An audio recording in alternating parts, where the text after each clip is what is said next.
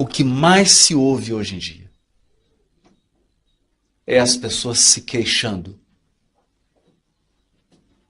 quase que desistindo de serem boas.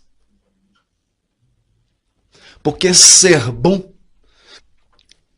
parece não trazer mais nenhum benefício, nenhum resultado. Vivemos num mundo em que o egoísmo se alastrou com tanta força, em que o orgulho cresceu de uma maneira tão grandiosa, que muitas vezes ser honesto, ser bom, fazer o bem, é quase sinônimo de tolice. Porque o mundo virou o mundo dos espertos, dos estrategistas, daqueles que agem à escondida, com planos, sempre com segundas e terceiras intenções, e muitas vezes com o aplauso das multidões. No entanto, quando olhamos com o olhar espiritual, nós sabemos que a justificativa da bondade está na nossa essência. Diz uma história zen budista que um mestre caminhava com seu discípulo pelas margens de um rio. E ele encontrou um escorpião que havia caído no rio e estava sendo levado pelas águas, ia morrer afogado. O que o mestre fez? Pegou o escorpião, tirou da água, colocou na margem. Quando ele colocou o escorpião na margem, ele picou a mão daquele mestre. E aí o discípulo olhou para aquilo e falou assim: mas mestre, que loucura é essa? O senhor não sabe que é da natureza do escorpião picar? Ele virou para o discípulo e falou assim: você não sabe que é da minha natureza ajudar? A questão é que, por sermos espíritos imortais, por sermos filhos de Deus, que é suprema bondade e suprema inteligência, nós não conseguimos viver se não formos bons. Se nós não perdoarmos, adoecemos. Se nós não exercermos a bondade, sentimos tédio. Se nós não formos fraternos, vamos sofrer de solidão e depressão. O que acontece no mundo, exceção feita dos casos clínicos, que realmente precisam de um remédio, de um acompanhamento médico, é lógico, inclusive psiquiátrico, mas exceção feitas a esses casos, há muitas pessoas experimentando solidão, depressão, amargura, rancor, tédio, porque não estão desenvolvendo seus potenciais de inteligência e de bondade. Felicidade não é o que nós acumulamos. Felicidade é o que nós compartilhamos. Nós sabemos disso. Que adianta um banquete maravilhoso num castelo se você estiver comendo sozinho?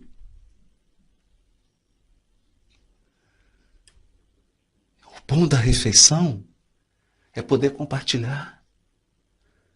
Nós somos criados para o compartilhamento. Nós fomos talhados para a bondade. É por essa razão que no Evangelho segundo o Espiritismo, Kardec escreve um item maravilhoso: o homem de bem. E descreve todas as virtudes que eram possíveis serem colocadas naquele momento sobre o homem de bem. E ele finaliza dizendo: é claro que o homem de bem tem mais virtudes, mas aquele que tiver essas está no caminho de adquirir as outras. E nós olhamos para aquele item do homem de bem e imaginamos que se trata de um super-homem. ou de uma Mulher Maravilha. Mas, na verdade, aqueles somos nós. Esse é o nosso DNA. Porque nós somos filhos de um Criador que é inteligência suprema e que é bondade suprema. É a nossa natureza. Não dá para negar. O Espiritismo é consolador prometido, porque ele nos dá condições de desenvolver esses potenciais. Então você será bom, porque a bondade é a única coisa que permanece para sempre.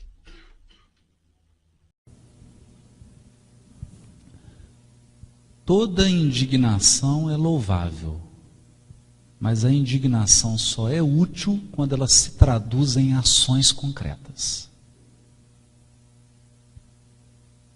Em ações concretas. Então, há aquele célebre caso de um mendigo que foi encontrado depois de uma noite gelada em Nova York, morto, congelado, e na sua bolsa, no seu saco, havia acho que 120 páginas de um plano para a recuperação da economia norte-americana.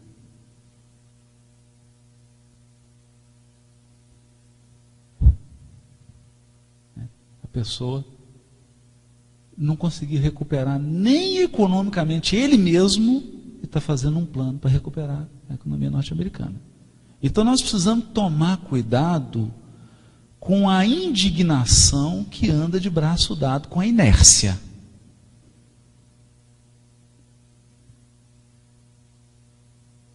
Nós temos que tomar cuidado. Porque a verdadeira indignação é aquela que se traduz em ações pacíficas no bem. Então não adianta. Não adianta, depois que nós elegemos, ficar indignado.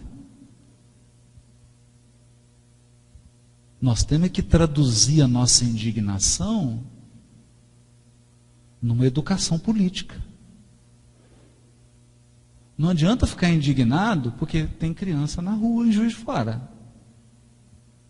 Eu tenho que sair para as creches e começar a atuar ajudando as crianças. Entende? Porque aí são os extremos. Lembra? A gente não pode ficar no extremo. Porque senão a pessoa pode cair, não estou dizendo que é o caso de quem fez a pergunta, pelo amor de Deus. Nós estamos falando em tese, né? Nós não estamos falando de um caso particular. Nós estamos falando em tese. Nós podemos cair num estereótipo, que é o estereótipo do indignado de pijama. Ele fica de pijama o dia inteiro indignado com o mundo. Todo mundo tem que fazer alguma coisa, mas menos ele. Menos ele. Não, eu não tenho. Qual que é o seu papel? Indignar-se. É um extremo. É um extremo. Grave. Grave. O outro extremo é o ativista. Ele quer mudar o mundo. Então, o equilíbrio é entender qual é a minha esfera de ação. Porque todos nós, gente, temos uma esfera de ação. Tem uma esfera de ação. Você é marido, é mulher, é noivo, é noivo, então você tem uma esfera de ação. Você é pai, mãe, você tem uma esfera de ação. Você é um profissional de não sei o quê, você tem uma esfera de ação. Você é um espírito, você tem. Todo mundo tem uma esfera de ação, tem um círculo. Para além daquele círculo, se você não pode fazer nada, você não pode fazer nada. Né? O que eu, Haroldo Dutra Dias, posso fazer para alterar a política externa dos Estados Unidos?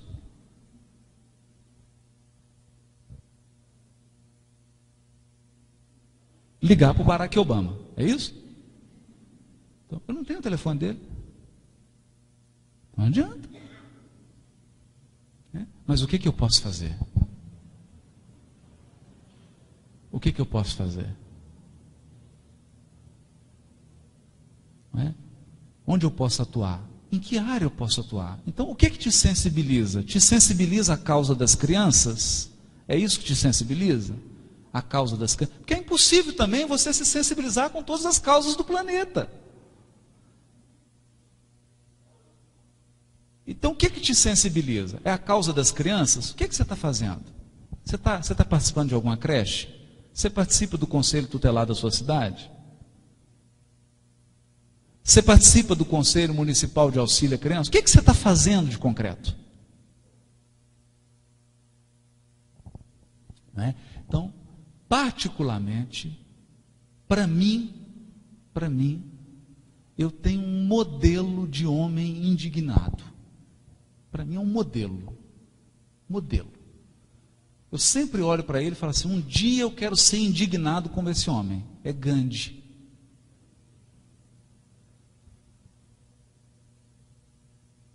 É Gandhi. Foi um homem que se indignou tanto que libertou a Índia no maior movimento pacifista que nós já vimos nos últimos tempos. Essa indignação eu acredito e essa eu bato palma. Pelos frutos os conhecereis, disse o Mestre. Pelas nossas ações seremos conhecidos. Repetiremos nós. Se cada espírito imortal é árvore, quais são os frutos? Emmanuel detalha a lição no livro Pensamento e Vida quando diz: os frutos da individualidade são, primeiro, seu sentimento. Seu sentimento. Porque o sentimento define a nossa estatura espiritual. Ninguém é avaliado espiritualmente pela capacidade intelectual ou pela soma dos conhecimentos que já reuniu. Nós somos medidos pelo nosso tônus do sentimento. Porque o sentimento produz vibração. O sentimento produz aura. O que nós sentimos exala e define a nossa legítima e real posição diante da vida. É o que sentimos. O que sentimos. Não é por outra razão que disse Jesus: bem-aventurados os que têm puro o coração, porque eles verão a Deus. Ou como podemos ler na lindíssima, belíssima poesia de Amélia Rodrigues: como a luz que os olhos fechados não podem ver. As origens lustrais do amor se convertem em treva. E aí prossegue. Limpar o coração, fonte do sentimento, para ver a Deus.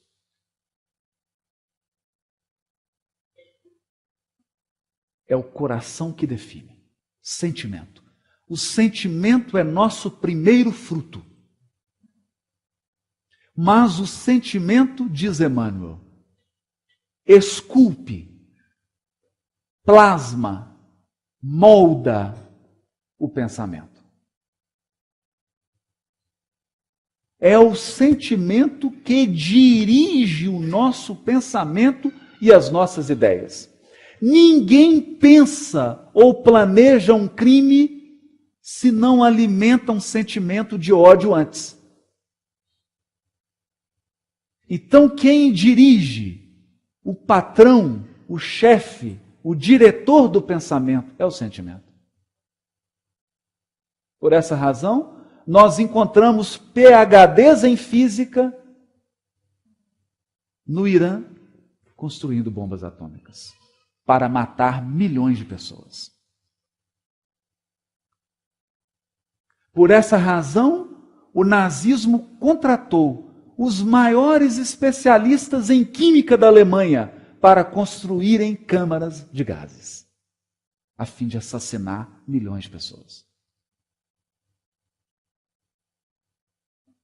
O sentimento dirige o pensamento, ele plasma o pensamento, ele conduz. E o que nós pensamos se traduz em atitudes e em palavras. Palavras e atitudes. Palavras que podem adoecer, palavras que podem curar. Palavras que têm o sabor de uma fruta podre. Palavras que alimentam como um fruto saboroso. Palavras que destroem, palavras que edificam. Palavras. A palavra é uma força poderosa do Espírito. Nós podemos marcar uma pessoa para o resto da vida com uma frase. E todos nós, dizem os psicólogos, psiquiatras, aqueles que se debruçaram sobre os labirintos da alma humana, todos nós somos a tessitura de um conjunto de vozes. Quem não tem aquela voz dizendo assim: menino, você é burro. Menino, você é desajeitado. Você é muito magro, você é muito gordo. Você é muito rápido, você é muito lento. Você é precipitado. Você é calmo demais. Vozes. Palavras que nos foram ditas, que não tem como a gente apagar. A única coisa que nós podemos fazer é mexer no volume. Abaixar aquelas vozes que nos levam para baixo e aumentar aquelas vozes que nos estimulam. Palavras. Mas elas nascem das ideias que são dirigidas pelo sentimento. Por isso Emmanuel vai dizer, num artigo da Revista Reformador de 1960, página 26, chamado Pacifica Sempre. Pacifica sempre. Ele comentava o capítulo 5, versículo 9 do Evangelho de Mateus. Bem-aventurados os pacificadores, porque eles serão chamados filhos de Deus. Por muitas sejam as dores que te aflijam a alma, asserena-te na oração e pacifica os quadros da própria luta. Se alguém te fere, pacifica, desculpando. Se alguém te calunia, pacifica, servindo. Se alguém te menospreza, pacifica, entendendo. Se alguém te irrita, pacifica, silenciando. O perdão e o trabalho, a compreensão e a humildade são as vozes inarticuladas da tua própria defesa. Não defesa com as próprias mãos. Não olho por olho, dente por dente. Perdão, trabalho, compreensão e humildade. Golpes e golpes são feridas e mais feridas. Se eu recebo um golpe do outro, eu entro no ciclo das feridas, no ciclo do infortúnio. Violência com violência soma loucura. Não ergas o braço para bater, nem abras o verbo para humilhar. Diante de toda perturbação, cala e espera, ajudando sempre. O tempo sazona o fruto verde, altera a feição do charco, amolece o rochedo e cobre o ramo fanado de novas flores. Essa é a justiça divina. A justiça restaurativa. A justiça do tempo. Censura é clima de fel. Azedume é princípio de maldição. Onde estiveres, pacifica. Seja qual for a ofensa, pacifica. E perceberás por fim que a paz do mundo é dom de Deus, começando de ti.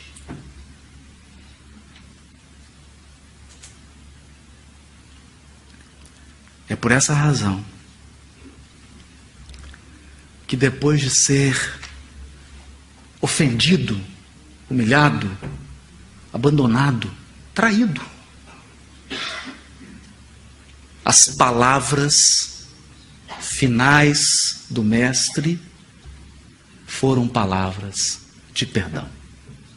Era a lição derradeira do Evangelho. Lição derradeira desse guerreiro. Porque guerreiros que empunham espadas para ferir são crianças frágeis.